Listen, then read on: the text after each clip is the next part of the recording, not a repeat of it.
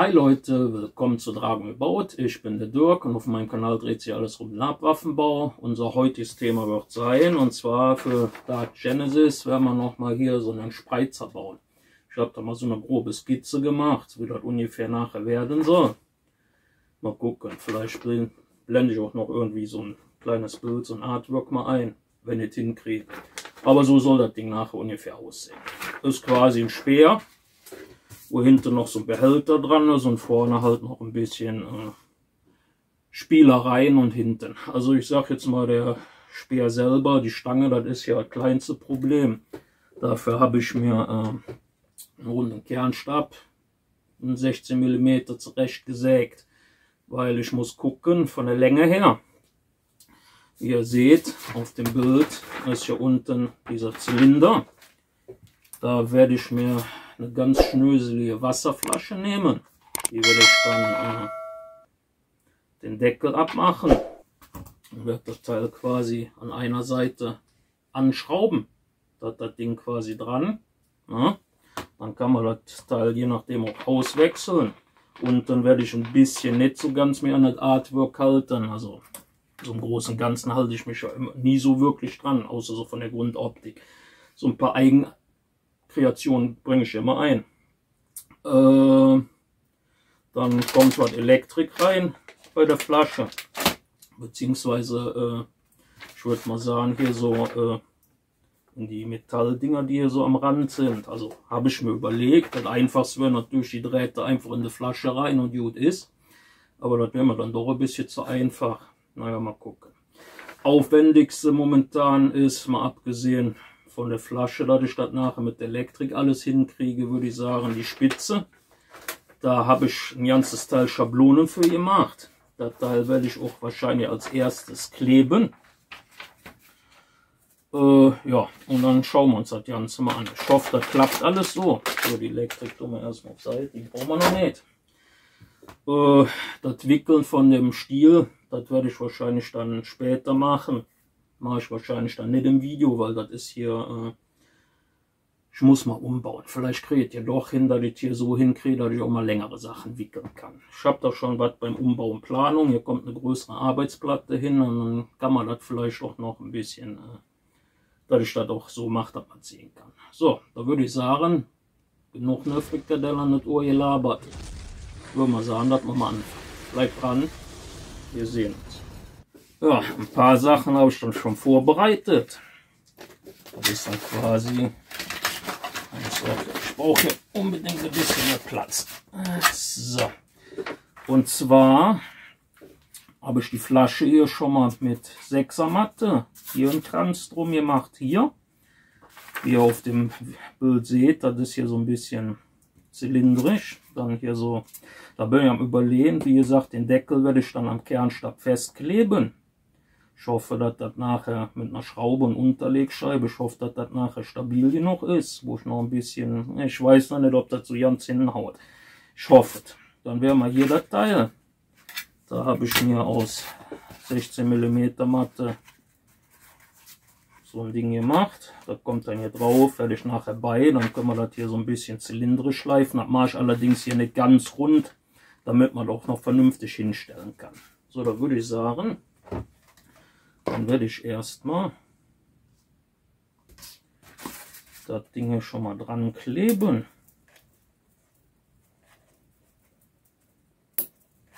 Mache ich mal wieder mit Heißkleber, da das schneller geht, beziehungsweise hier bei dem Teil ist das, glaube ich, auch ein bisschen besser, damit es dann nachher auch noch durchscheint, da wo es soll. Ich hatte erst überlegt mit Pattex, aber das Gelbe, ich weiß nicht, ob das dann nachher so toll aussieht. So, das stellen wir erstmal auf Seite, dann kann das erstmal abkühlen. So, wie gesagt, die Spitze ist somit das aufwendigste momentan. Da habe ich dann erstmal eine größere Schablone, so hier so von der Hälfte quasi, also hier so eine Linie. Das hier ist nur so ungefähr, damit ich weiß, wie das aussieht. Und dann habe ich dann noch ein paar Schablonen mehr gemacht. Quasi habe das Ganze dann in einzelne Teile alles noch zerlegt. Und daraus dann einiges an Schaumstoffteilen. Also das sind hier schon, wie viele Teile habe ich gemacht? Das Hauptding, dann noch was kleineres. 2, 3, 4, 5, 6, 7, sind dann nachher 8 Schablonen draus geworden. Ja, also wie gesagt, die Spitze ist so, würde ich mal sagen, das Aufwendigste an dem ganzen Teil. Ich tue ich auch mal auf Seite. So, für den Fall, dass ich irgendwann noch mal eine baue. Dann habe ich mir aus 16er Matte mit einem Locheisen, ne, stimmt nicht, ich habe mit einem Kreis, habe die ausgeschnitten, die zwei in der Mitte zusammengeklebt. Das wird dann hier der Spitzenschutz. Den klebe ich jetzt direkt schon mal hier drauf. So. Und damit das nachher nicht zu dick wird, werde ich als Verstärkung dafür wahrscheinlich Fliegengitter nehmen statt Leder, dass das nicht so, ich sag jetzt mal, nicht so dick aufträgt.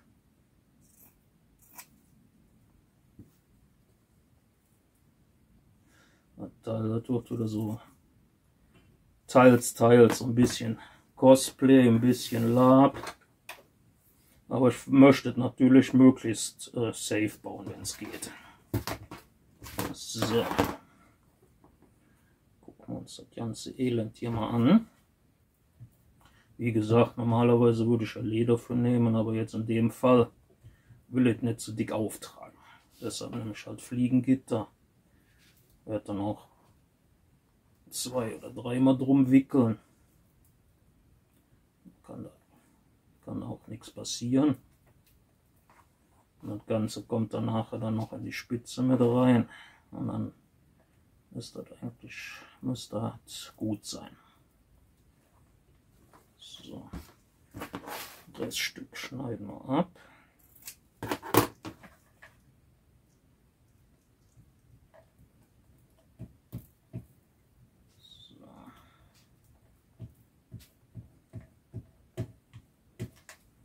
So, wie gesagt, das ist immer hier ein bisschen blöd zu kleben, wenn die Teile so lang sind, beziehungsweise der Kernstab, weil das immer hinten so ein bisschen runter baumelt.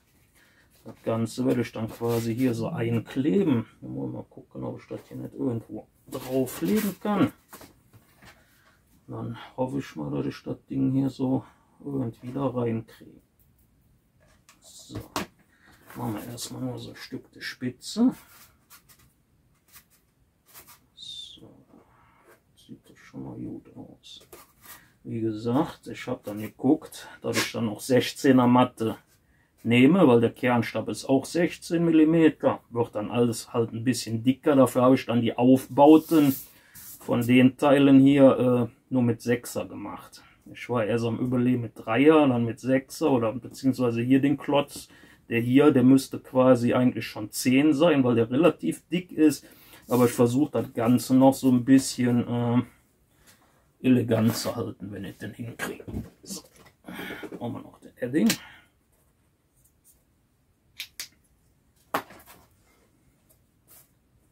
Kleben wir das Ganze hier noch an.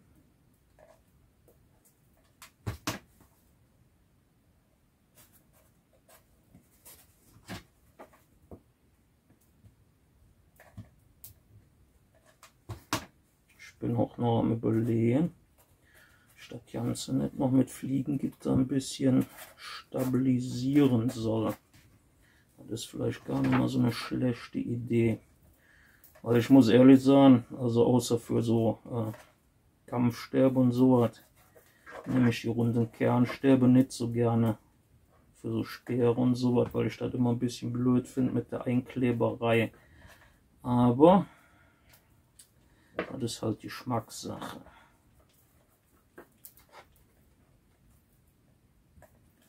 So. Aber ich glaube, ich gehe wirklich hin. Ups, ne, das war ein bisschen blöd von mir. Hätte ich noch ein bisschen warten müssen. Also wie gesagt, Leute, immer aufpassen beim Kleben. Ne? Drunter. So. Ich glaube, dann nehmen wir wirklich noch ein bisschen Fliegengitter. Hier haben wir ein bisschen größeres, ein längeres Stück. Ein bisschen gerade machen. Ich muss noch aufpassen, ich darf nicht bis ganz hinten, weil ich hier hinten eventuell noch ein bisschen was, machen wir einfach die Hälfte und dann wird das schon hinhauen. So. Weil ich muss an den Rändern, muss ich nachher dann halt noch die Klingenschärfe reinmachen und dann könnte das nachher dann vielleicht nicht so toll aussehen. Aber mit dem Fliegengitter, das ist dann immer so ein bisschen blöd. Das Ganze sollte dann auch hoffentlich dazu beitragen, dass das sich nicht irgendwie rund drehen kann nachher. Also soweit meine Hoffnung. Wie gesagt, mit den runden Kernstäben, da bin ich etwas auf Kriegsfuß. So. Das müsste auch gehen. Auf jeden Fall muss ich irgendwas drunter legen. Das ist noch nicht so das Optimale.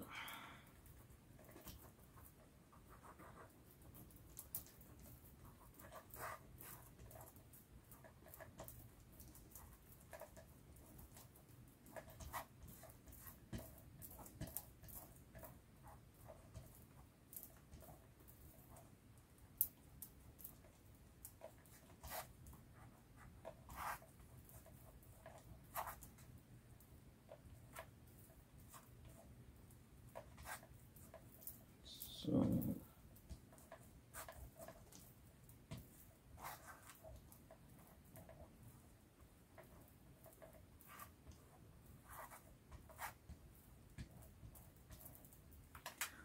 So, das sieht doch schon mal ganz gut aus. Bin mal gespannt, wie das Teil nachher wird. So. Von dem Fliegengitter brauchen wir erstmal nichts mehr. Dann rutscht wieder alles runter. So. Das hier unten müsste halt schon trocken sein, beziehungsweise abgekühlt. Tun wir mal auf Seite. Und dann gucken wir uns das Ganze jetzt erstmal an. Wenn wir das Teil kleben wir hier schon mal drauf. Bin mal gespannt, ob das alles so klappt, Leute. Das ist alles so ein bisschen wieder sehr experimentell. Würde ich mal wieder so behaupten.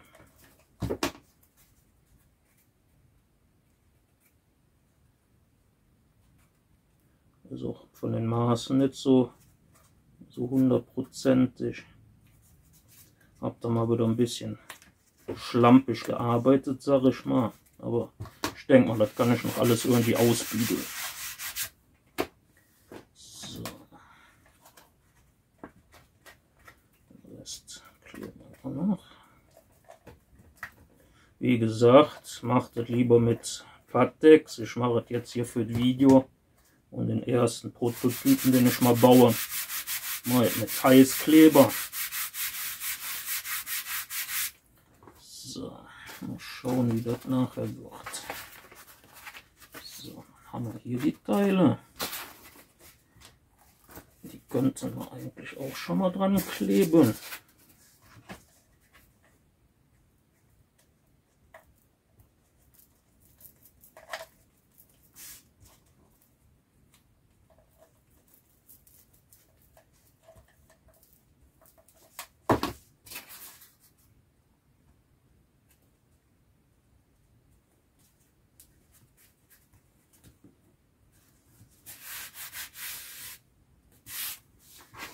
So,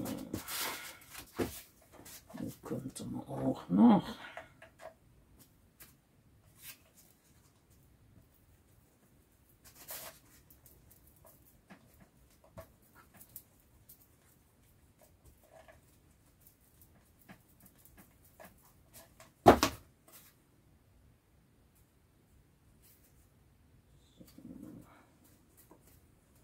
Weil bei dem Teil hier, da will ich nämlich noch so eine Schräge reinmachen. Also quasi hier kommt noch eine Schräge rein und hier auch. Die Teile, die kommen dann quasi hier so drauf. Und dann habe ich für hier vorne, da habe ich schon so eine leichte Schräge rein gemacht. Allerdings nur hier an dem, das andere mache ich dann später, wenn ich drauf geklebt habe. Das kommt dann quasi dann hier noch so rein. Da bin ich dann noch am Überlegen. Mal uns gucken. Wie gesagt, das ist mal wieder alles sehr schnell.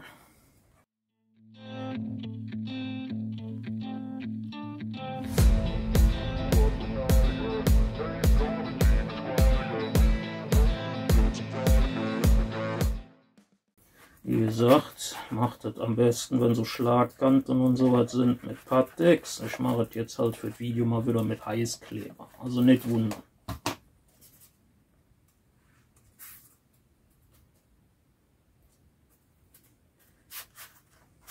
Beziehungsweise ich bin noch ein bisschen blöd. Ich hätte hier noch die Schrägen reinmachen sollen. Das war jetzt vielleicht etwas dumm von mir. Das ist jetzt natürlich nicht so intelligent gewesen. Und zwar muss ich ja hier noch die Schräge reinmachen.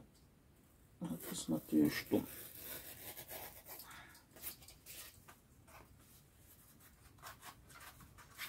Aber das ist nicht schlimm. Das können wir noch nachholen. Das ist nur dann halt ein bisschen blöder zum Schneiden.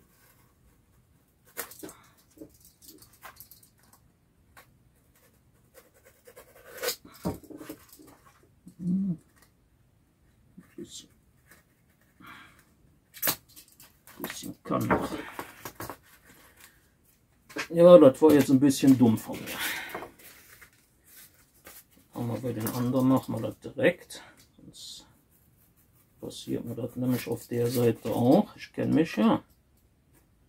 Vielleicht grenzdebil bin ich ja schon. So.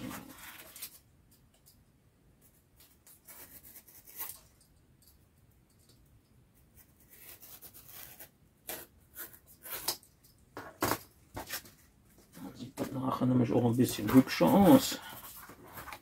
Jetzt schmeißen wir mal wieder hier auf Seite. So. Schauen wir mal, wie dann damit aussieht. Gefällt mir hier immer noch nicht so ganz. Da ist noch ein gutes Eckchen weg. Oh, das sieht doch schon deutlich besser aus. So, das Ganze hier auch mal einkleben. Vielleicht tue ich das später noch ein bisschen nacharbeiten in der Mitte, dass die Kante ein bisschen schöner nachher ist. Könnt ihr natürlich auch direkt am Anfang schon machen, aber das liegt dann an euch. So.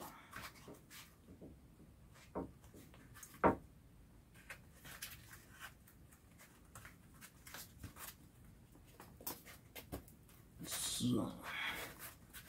Ja doch, werde ich ein bisschen nacharbeiten müssen. Ich habe hier nicht so hundertprozentig das gemacht. Die Kanten vernünftig gleichmäßig sind.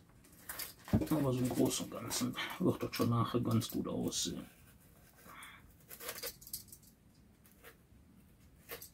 So. Na, da muss ich nachher noch ein bisschen schleifen. Aber irgendwas ist ja immer. So, das sind die Teile. Das kommt dann hier rein. Das passt doch ganz gut. Habe ich auch ein bisschen großzügiger gemacht. Aber ich denke mal, das wird trotzdem ganz gut aussehen. So. Und alles, was dann zu viel ist, werde ich dann später wieder abschneiden.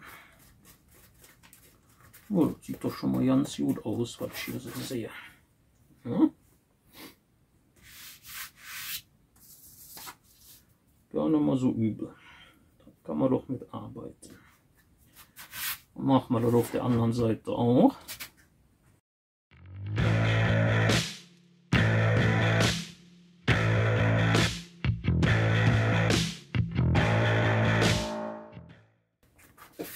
Ja, das sieht doch schon mal. Ja, sieht doch schon mal ganz gut aus. Hier kommen dann noch ein paar Nieten und dann hier noch so ein bisschen. Mal schauen. Ich habe das Ganze jetzt hier erstmal mit einer 6er Matte gewickelt. Ne? Hinten habe ich dann die Flasche dran gemacht mit dem Deckel. Da habe ich dann ein Loch in den Kernstab, also quasi in die Mitte dann reingebohrt.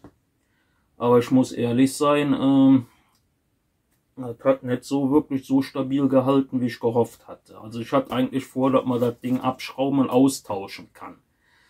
Ja, das hält dann nicht so gut. Also auf jeden Fall nicht so, dass das wirklich stabil, also meines Erachtens nach ist. Jetzt bin ich hingegangen, habe dann das Ganze verklebt. Erstmal mit einer Dreiermatte. Noch ein bisschen nahe, ich sehe gerade, hier habe ich ein bisschen schief gemacht.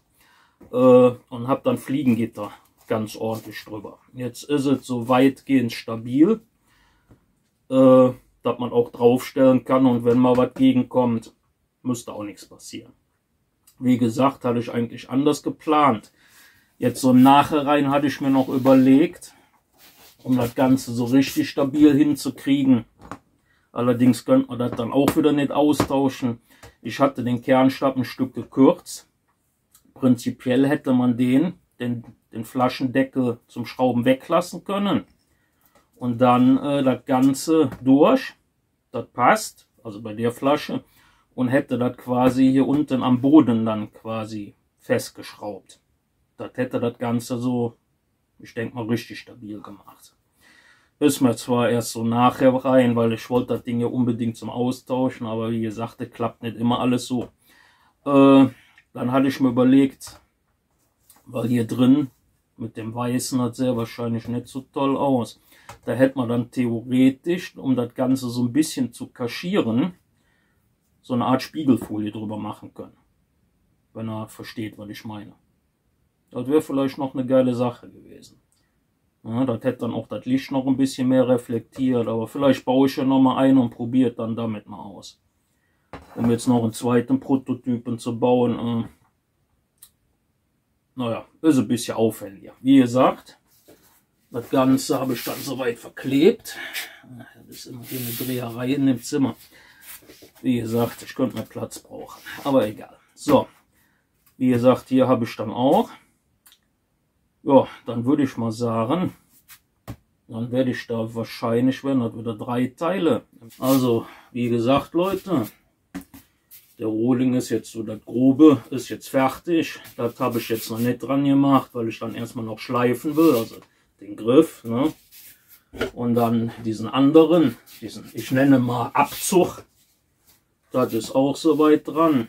Dann werde ich wahrscheinlich die Elektrik, werde ich dann hier noch so aus 6er Matte noch so Kanäle machen und gucken, dass man die dann halt irgendwie hier vorne werde ich noch so eine Art Kasten dran machen, dass man wieder diese Elektrik unterbringt. Dann nehme ich wieder diese komischen Drähte, die finde ich eigentlich ganz cool dafür. Da habe ich mir extra welche in weiß.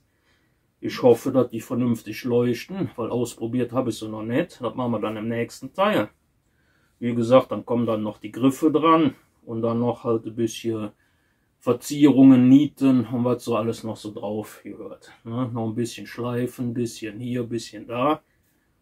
Und dann schauen wir mal. Also wie gesagt, ich denke mal, es werden wieder so 3 Teile. Im zweiten ist dann der Feinputz dran, sage ich jetzt mal. Oder der Feintuning. Und im dritten pinseln wir das ganze Ding und dann gucken wir mal, wie es dann fertig aussieht. Aber das mal schauen. Das ist jetzt erstmal der grobe Rohling. Ich hoffe, das ganze Projekt gefällt euch soweit schon mal.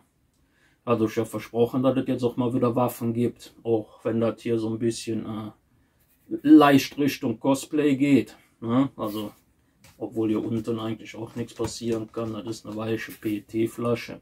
Könnte man mit prinzipiell auch zuschlagen, ohne dass einer wirklich verletzt wird. Ich habe da, glaube ich, mehr Angst, dass das hier an der Stelle irgendwie abknickt irgendwie. Obwohl eigentlich dann nichts passieren dürfte. Das habe ich mindestens mit zweimal Fliegengitter drumherum und das richtig ordentlich verklebt. Naja gut, da will ich euch nicht länger langweilen. Wie gesagt, ich hoffe, das Projekt gefällt euch. Abonnieren nicht vergessen und die Glocke, ne? Damit ihr dann die nächsten Teile zu dem Teil nicht verpasst oder generell nichts mehr verpasst. Und ja, dann würde ich sagen, wünsche ich euch einen schönen Tag noch. Wir sehen uns.